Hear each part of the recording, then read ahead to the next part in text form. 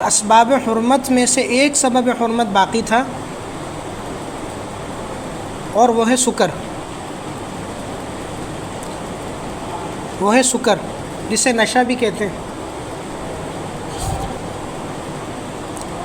اس باب میں معیار جو ہے وہ نبی علیہ السلام کی ایک حدیث ہے، کل مسکر حرام، کہ ہر نشہ آور چیز وہ حرام ہے. ہر نشہ آور چیز وہ حرام ہے. یہ اور اس معنی میں جو دیگر روایات ہیں یہ سکر کے باب میں ایک معیار کی حیثیت رکھتی ہیں. پھر ان کے ذیل میں ساری تشریح کی جاتی ہے کہ حرام ہونے کی کیا تفصیل ہے، کتنی مقدار اگر اس میں ہو تو حرام ہے ورنہ حرام نہیں ہے. سکر کی تعریف کا جہاں تک تعلق ہے تو اس میں فقہاء کے درمیان ذرا سے اختلاف ہے. امام ابو حنیفہ رحمۃ اللہ علیہ کے نزدیک سکر کی جو تعریف ہے وہ تھوڑی ہائی لیول کی ہے. وہ یہ کہتے ہیں کہ کسی چیز کے استعمال سے انسان کی عقل اتنی متاثر ہو جائے کہ وہ زمین و آسمان میں فرق نہ کر سکے، اور وہ مرد و عورت میں فرق نہ کر سکے، تو یہ ہے سکر. اس درجے جب نشہ چڑھ جائے تو ہم کہیں گے کہ یہ سکر کی ایک کیفیت ہے. اس سے کم نشہ اگر ہو تو یہ سکر کی تعریف میں داخل نہیں ہے. امام ابو حنیفہ رحمۃ اللہ علیہ نے تعریف کی ہے سکر کی، جبکہ جمہور فقہاء نے سکر کی یہ تعریف کی ہے کہ کسی چیز کے استعمال سے انسان کو اتنا نشہ چڑھ جائے کہ وہ بہکی بہکی باتیں کرنے لگے اور اچھے برے کے درمیان تمیز چھوڑ دے.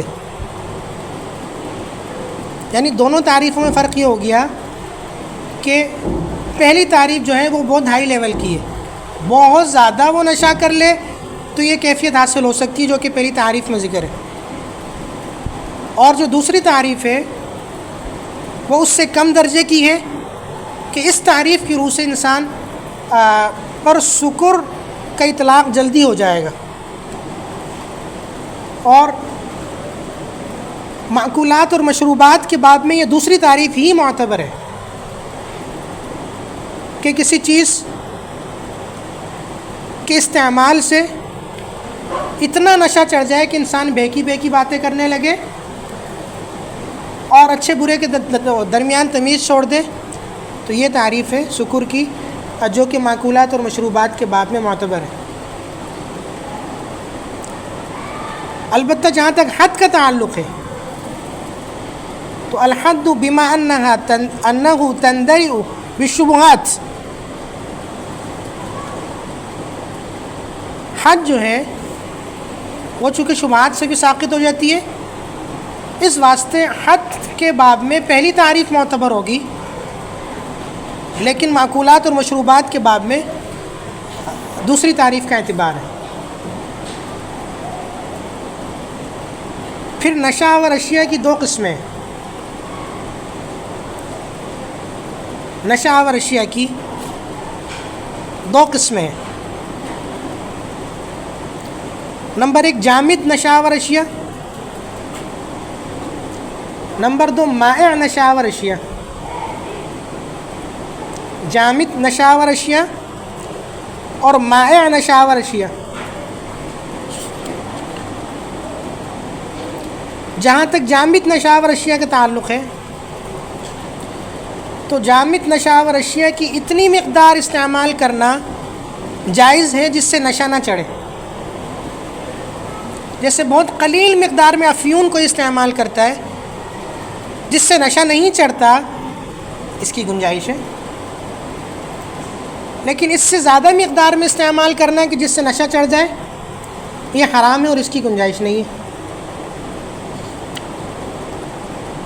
اور جہاں تک مائع نشاور اشیاء کا تعلق ہے، یعنی لکوڈ نشاور اشیاء، تو اس میں فقہاء کے درمیان مشہور اختلاف ہے. بطور خاص فقہاء حنفیہ کے درمیان مشہور اختلاف ہے. آپ نے پڑھا ہوگا کہ امام محمد رحمۃ اللہ علیہ کے نزدیک ہر وہ مائع نشاور چیز جس کا کثیر نشہ دے تو وہ قلیل مقدار میں بھی حرام ہے. ما اسکر کثیرہ فقلیلہ حرام. تو امام محمد رحمۃ اللہ علیہ کے نزدیک مائع نشاور اشیاء میں چونکہ اس کا کثیر نشہ دیتا ہے، اس واسطے اس کا قلیل بھی حرام ہے. قلیل حرام ہونے کا مطلب یہ ہے اس کی ایک بوند بھی حرام ہے، ایک قطرہ بھی حرام ہے، ایک قطرے کا استعمال بھی جائز نہیں ہے.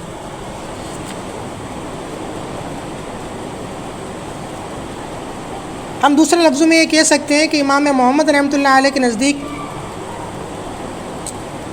کل مسکر خمر، کہ ہر نشاور چیز وہ خمر کا حکم رکھتی ہے، کہ جس طریقے سے خمر کا ایک قطرہ اور ایک بوند بھی حرام ہے، اسی طریقے سے خمر کے علاوہ کوئی اور نشاور شے جس کا کثیر نشہ دے تو امام محمد رحمۃ اللہ علیہ کے نزدیک اس کا قلیل بھی حرام ہے. اور حضرات شیخین کے نزدیک تفصیل ہے. ان کے نزدیک اشربہ اربعہ محرمہ تو حرام ہے، جیسے خمر، طلا، نقیع الزبیب، نقیع التمر، یہ تو حرام ہے، اور ان کی ایک بوند بھی حرام ہے، ایک قطرہ بھی حرام ہے.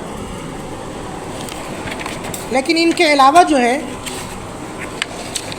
جو دیگر مشروبات ہیں اور دیگر شرابیں ہیں، چاہے وہ قدرتی ذرائع سے بنائی گئی ہوں، چاہے وہ مصنوعی ذرائع سے بنائی گئی ہوں، ایک مخصوص عمل کے نتیجے میں جو اس کا طریقہ ہے اور تیار ہوتی ہیں.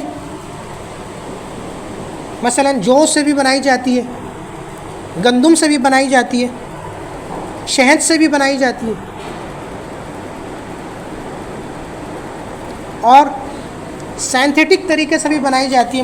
مطلب یہ ہے کہ مصنوعی طریقے سے بھی تیار کی جاتی ہے، مختلف کیمیکلز کے ذریعے بھی تیار کی جاتی ہے.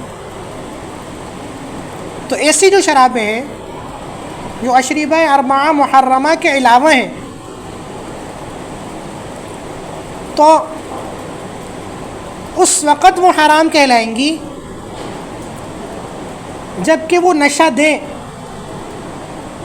اگر اتنی مقدار میں استعمال کی جائے کہ جو نشہ نہ دے تو اس کے استعمال کی گنجائش ہوگی، اور اس کا حکم اشربہ اربعہ محرمہ والا نہیں ہے. سمجھ گئے؟ حضرات شیخین کے نزدیک تفصیل ہے کہ مائع نشاور اشیاء کی دو قسمیں ہو سکتی ہیں، ایک اشربہ اربعہ محرمہ اور ایک غیر اشربہ اربعہ محرمہ. اشربہ اربعہ محرمہ کی تو ایک بوند بھی حرام ہے،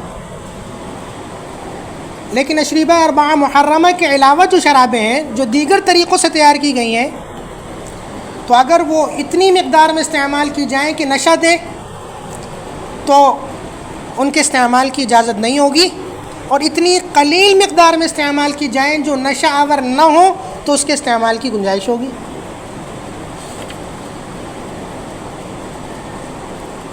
وجہ یہ ہے کہ غیر اشربہ اربعہ محرمہ پہ جو حکم لگا ہے وہ لگا ہے علت مشترکہ کی وجہ سے. علت مشترکہ کی وجہ سے اشربہ اربعہ محرمہ کے اندر جو علت ہے وہ علت یہاں پائی جائے گی تو حرمت آئے گی، اور یہاں کب پائی جائے گی؟ جب نشہ آئے گا. تو مطلب یہ ہوا کہ اتنی مقدار میں استعمال کہ نشہ نہ آئے تو اس کے استعمال کی گنجائش ہوگی.